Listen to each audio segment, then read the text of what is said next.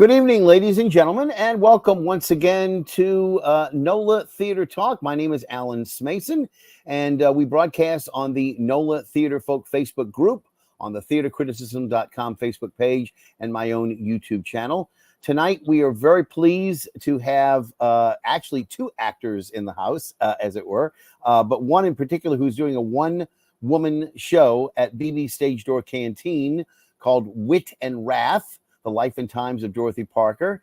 And of course, we'll be welcoming Claudia Baumgarten, who is the actor in question that we mentioned, but also her director, Diana Shortez, is also going to be on hand with us tonight.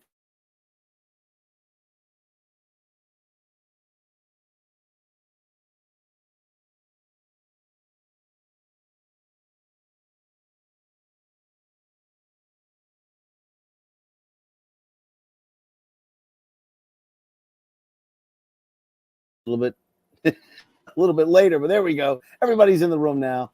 All right, took a little bit of time to get in. Again, Wit and Wrath. This is a show that you have actually mounted before.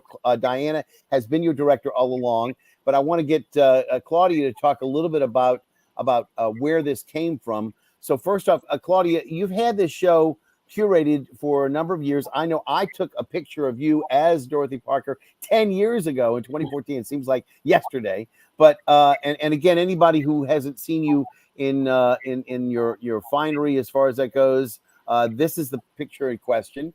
And that particular performance, I think, might have been less than an hour when you did it. It was enough material that you felt was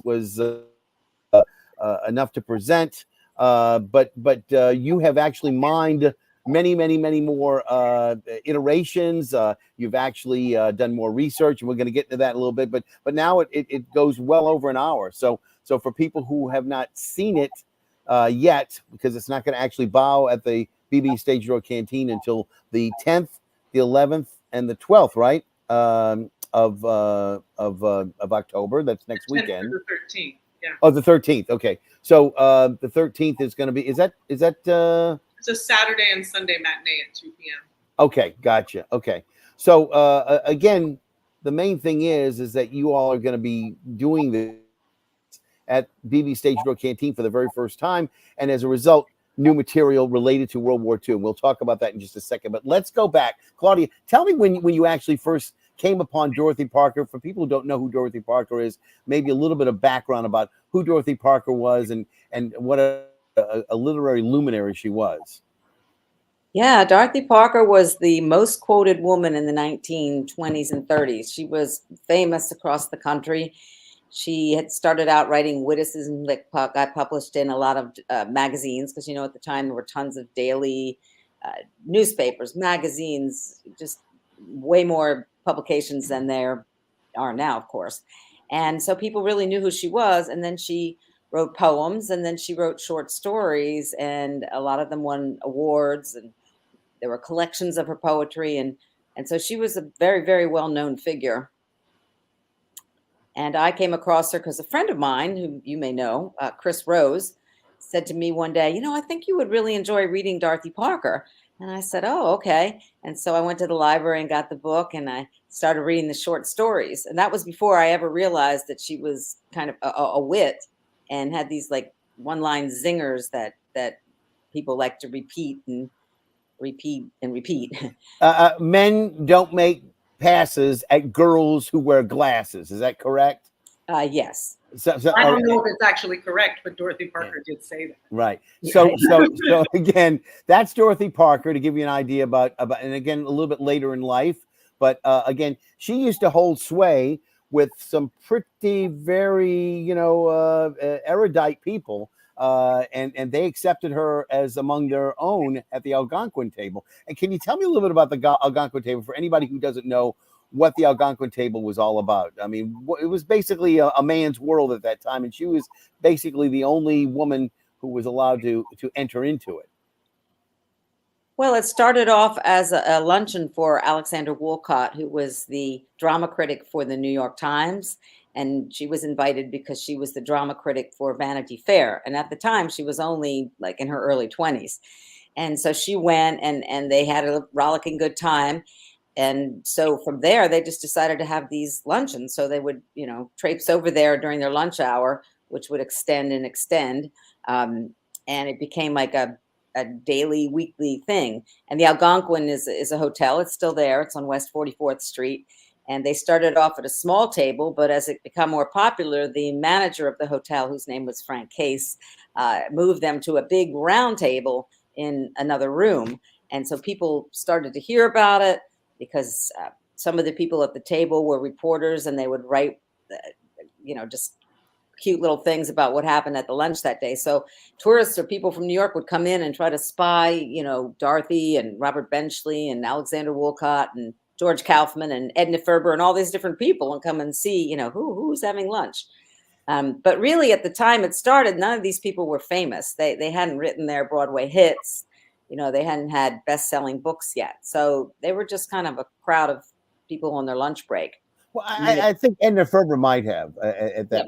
Yeah. She'd done a few things. Showboat came out in 27, and this took place. A lot of this took place, didn't it, during Prohibition, when they first started out? Yeah. They're early.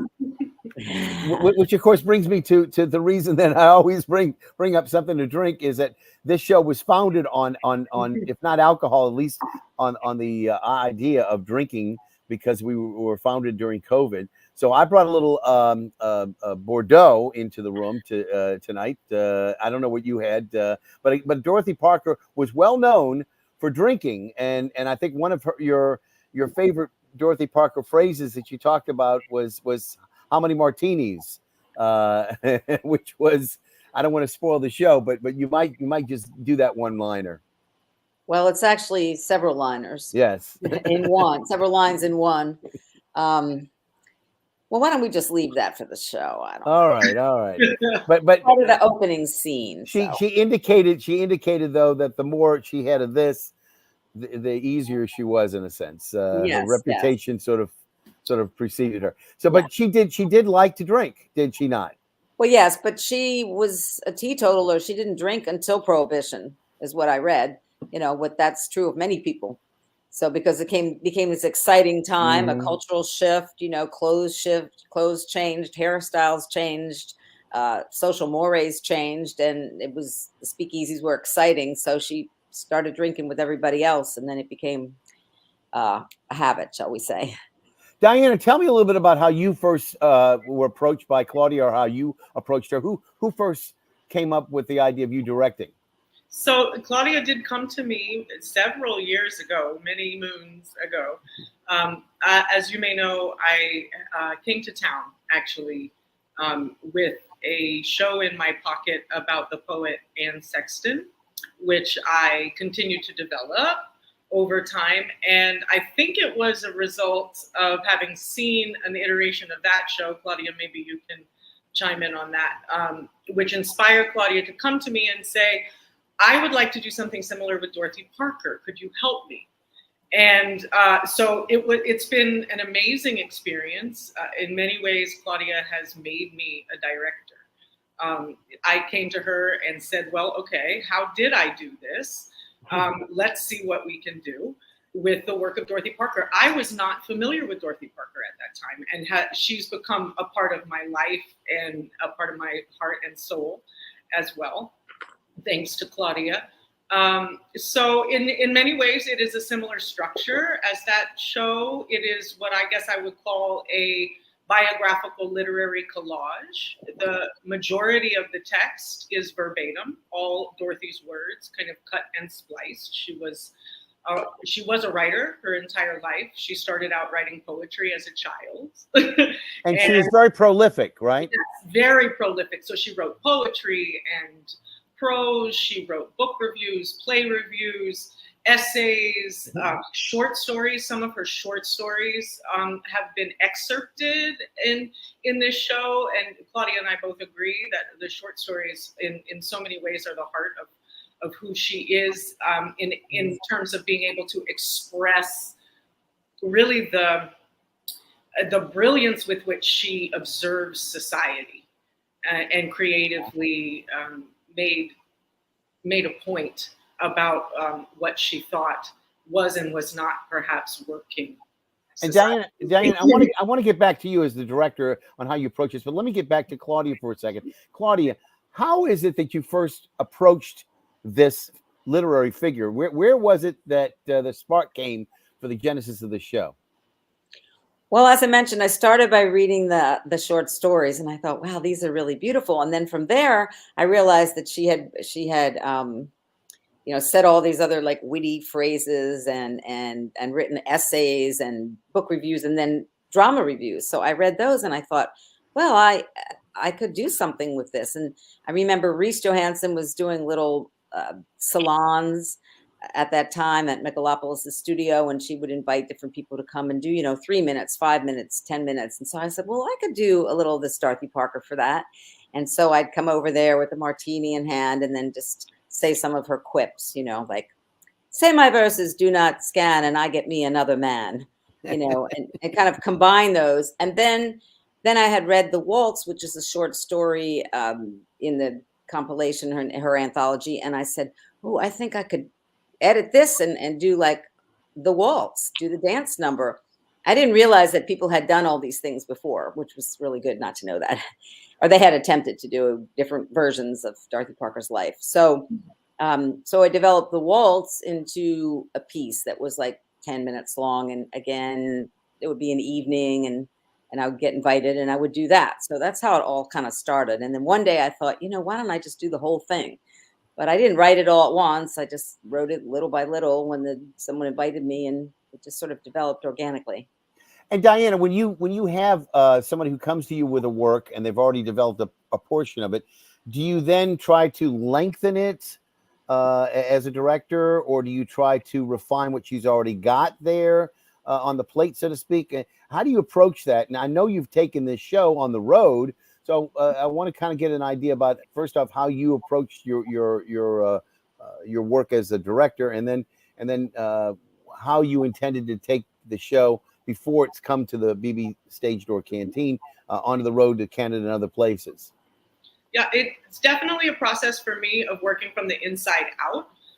My work tends to start small. It starts with an idea. It starts with maybe even a phrase, or as Claudia said, we began with the waltz, which then, so we developed this 10-minute performance, which was an excerpt and a collage, right, which involved music and movement and poetry. And then we expanded it from there. And little bit by little bit, it's really been Claudia driving the momentum of the piece. As a producer, she has done a wonderful job really seeking out opportunities, and really decided that the Fringe Festival circuit was a good way of developing it. Also, we have done some work in the academic community, working with colleges, universities, also the library system. So it's really a matter of looking for where are those opportunities where we could bring a show, which can be we've had the opportunity at the World War II Museum to expand it to almost a 90-minute piece, but it grew from that 10-minute zygote. It just grew and grew and grew and grew, and now we can adapt it. So the Fringe Festival circuit is about a 50-minute show, or 45 to 55 minutes is usually the structure there. So, but then we can expand and contract as necessary. Claudia, you've taken the show, I think, to Washington, D.C. too, didn't you, at one point? Now, when you travel with the show, does your director come with you or not? Sometimes, yes. Yeah, depends on a variety of factors. Yeah, I also act as often as a stage manager. I have experience in many different aspects of theatrical production. Often Claudia will bring in other people because it takes a village, right? The more the merrier. Yeah, we did go to the Capitol Fringe in DC, which, by the way, Claudia was awarded Best in Category at the Capitol Fringe in Washington, DC. So. And that's got to go over very well with you, that you're doing a good job, that people recognize you. Yeah, I mean, DC has a lot of bookstores and a lot of readers, so they're very literary. So it was a great place to perform this. Yeah. So now you're about to go into BB Stage Door Canteen, a place, of course, housed at the National World War II Museum.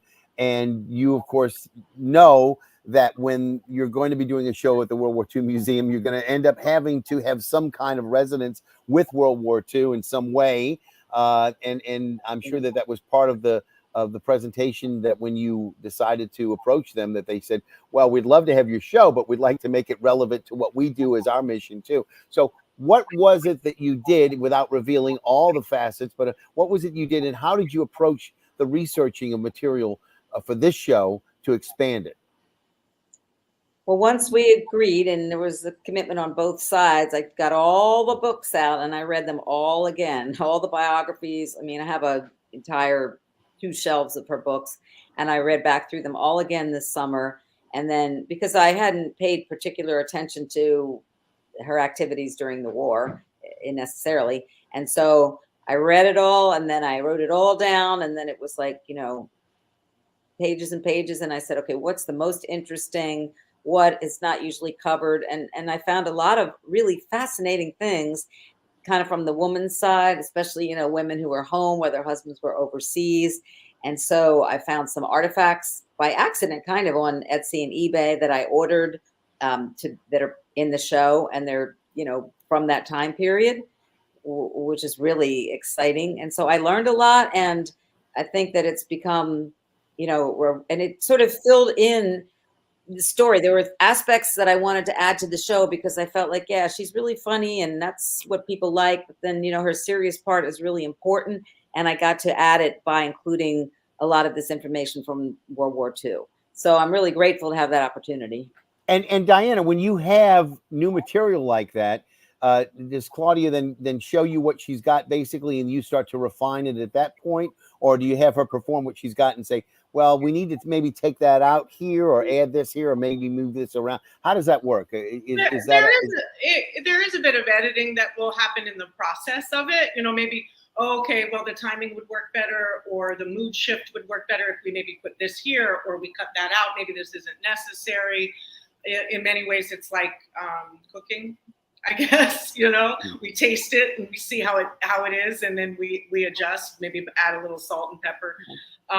But so that process, that's been a big part of this current process, has been taking that new material and shaping the show so that it really works, it really fits. And I'm so happy that we have it really delved into what she had to say about World War II in general, because it's some of the richest material in the show. It's very powerful stuff. Yeah. Well, again, I always thought the show was wonderful before, so I can't wait to see it. In terms of what you're going to be doing with it. Again, is this a bigger stage than you normally perform on, Claudia? Well, when you're traveling the fringe circuit, or you're doing cafes or libraries or bars, there could be anything. So I don't know if it's the biggest stage, but it's probably the nicest stage. It's a beautiful facility. And again, you're working with technicians, lighting, and with the sound, etc. I would also like to add that we have the blessing of working with the very talented and amazing Harry Mayron on piano for this production. So we have in the past had a recorded soundtrack, and occasionally worked with a live violinist, particularly for the waltz. But in this production, Harry has been working with us to underscore the entire production. It is absolutely a dream.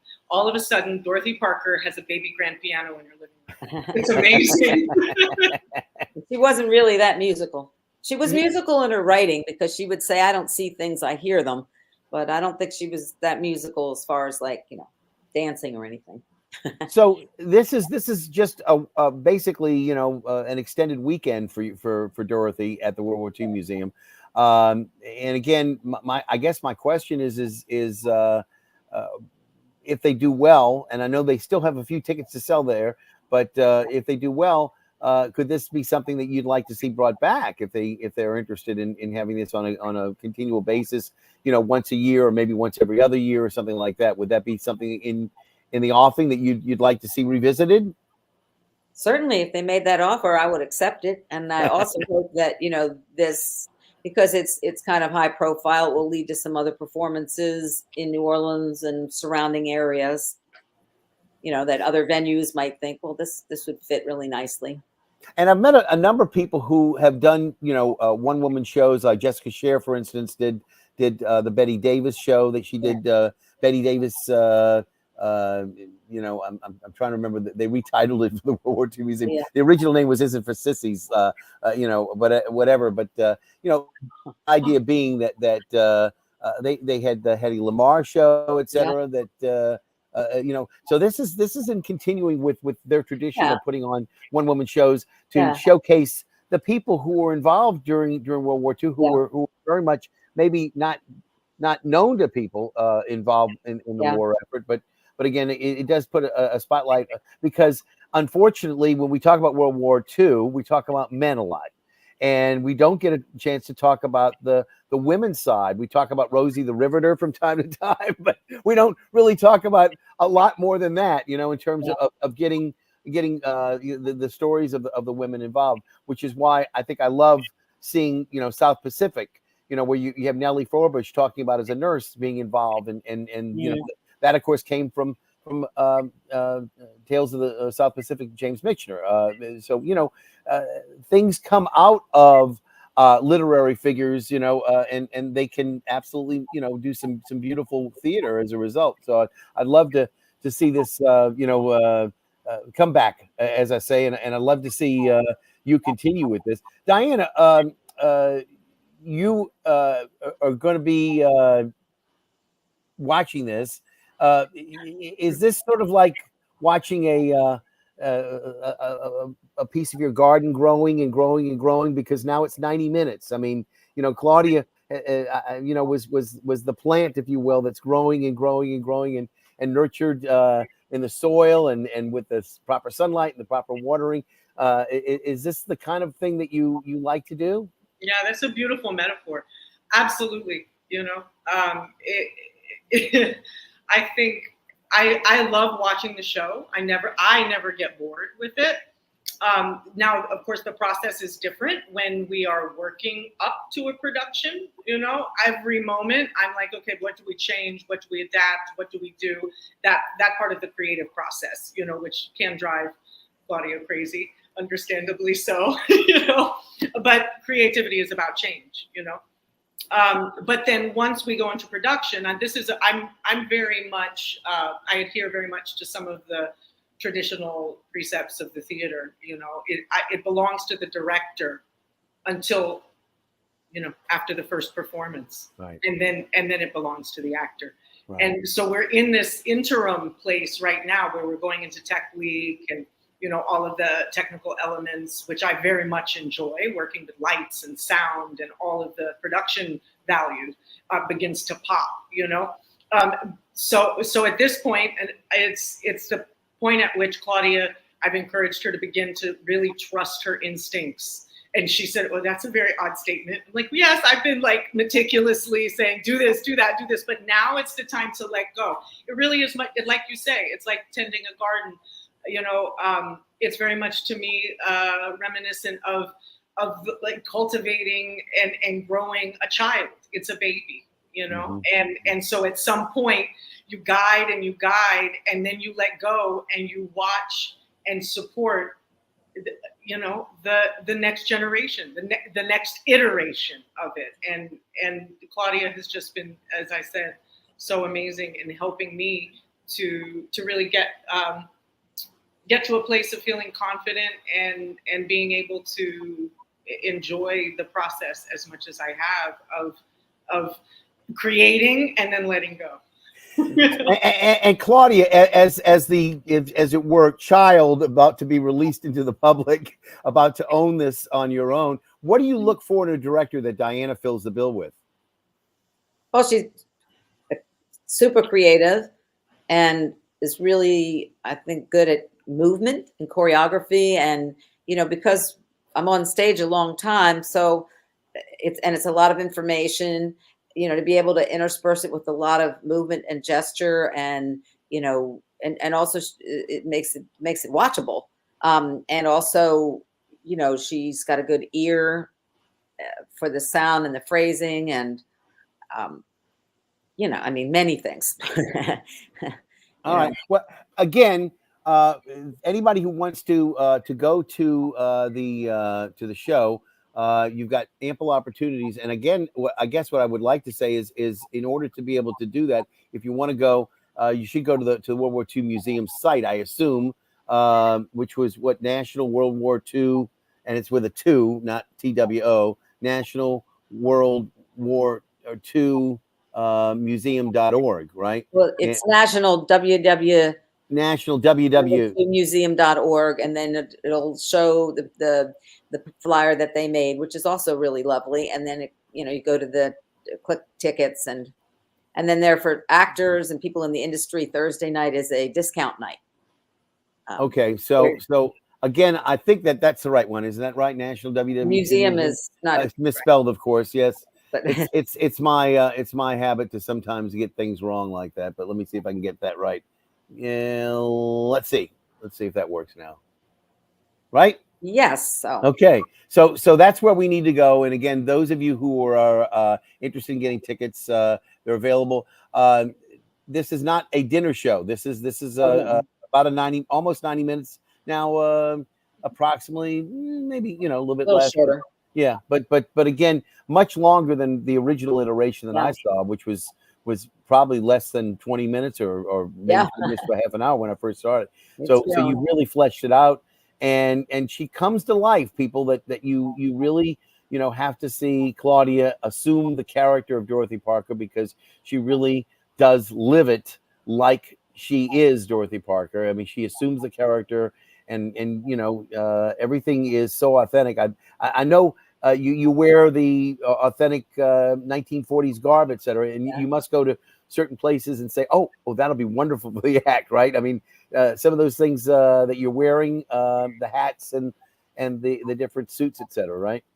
Well, they come from my store, but yes. so you might want to mention that a little bit. Just give yourself a plug.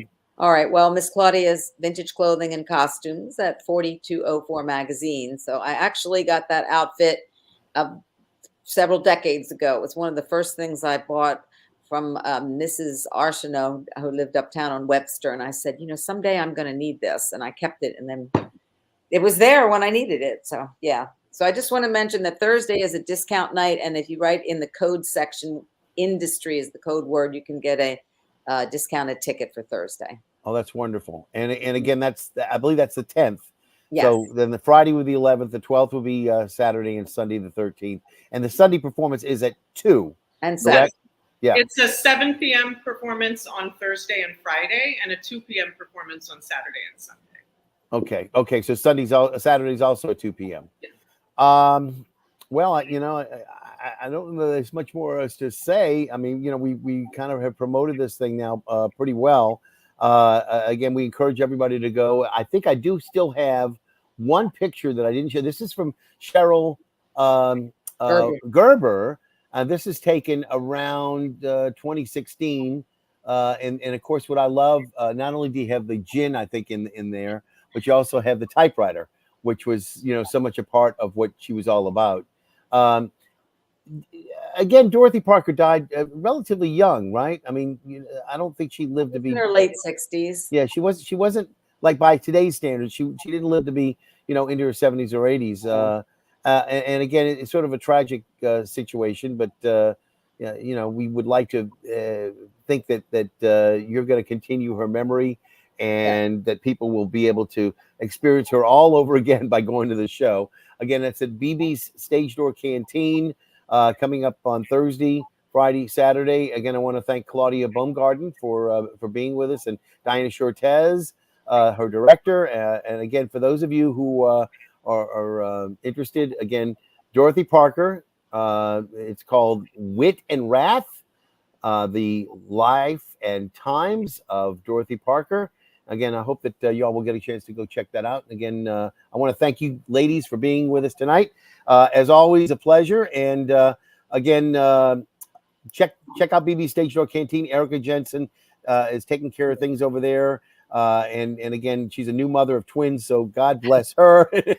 Indeed. and again, thank you all for being. I'm going to say goodnight to everybody right now, and again, I'll ask you to stick around. So again, thank you, ladies and gentlemen, for being with us tonight. Again, you heard it all. Go check out Dorothy Parker at the World War II Museum at BB Stage Door Canteen. This is Alan Smason, again, wishing you and yours a very good night. We broadcast on the NOLA Theater Folk Facebook group, our theatercruisers.com Facebook page, and my own YouTube channel. And I will see you at the theater.